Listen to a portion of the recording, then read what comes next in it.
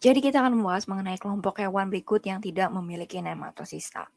Perlu diketahui nematosista itu adalah sel penyengat yang dimiliki oleh kelompok Coelenterata atau Cnidaria guna untuk melumpuhkan musuhnya dan juga melindungi ia dari predator. Nah, kalau Porifera, ya Porifera ini dia nggak memiliki nematosista, ya karena hidupnya dia tidak bergerak, dia stay di dasar.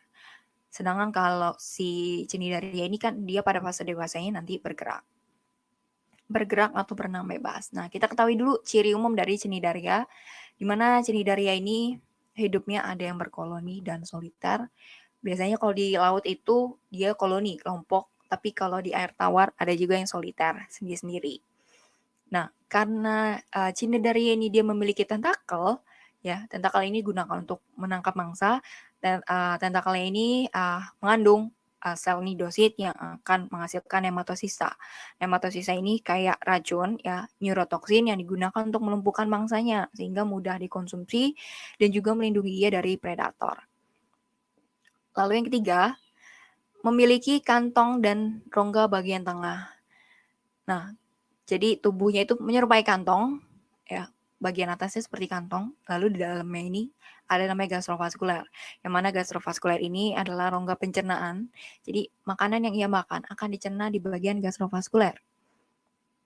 Nah, setelah dicerna, jadi makanan tersebut ya, sebelum dicerna ini dia masuk melalui mulut dan anus.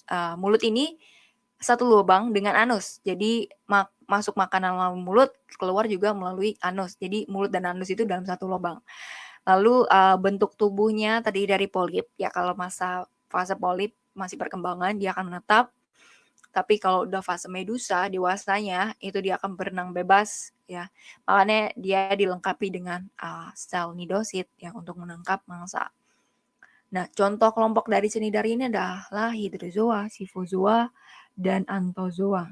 Nah, hewan yang tidak memiliki nematosista yaitu adalah kelompok Porifera. Karena Porifera ini dia tidak mengandung nematosista dan tidak memiliki tentakel. Jadi dia stay ya pada di dasar, makanannya juga masuk melalui pori-porinya. Sedangkan kalau Cnidaria dia harus bergerak dengan bantuan tentakel untuk menangkap mangsa. Jadi Hydrozoa, Anthozoa, Scyphozoa, dan Stenophora itu satu golongan yang sama sifatnya, dia memiliki tentakel ya untuk menangkap mangsa, sedangkan Porifera ini tidak. Dia hanya menggunakan porinya dan menyaring air yang masuk ke tubuhnya ya untuk dijadikan sebagai makanan. Jadi yang bukan adalah jawabannya Porifera.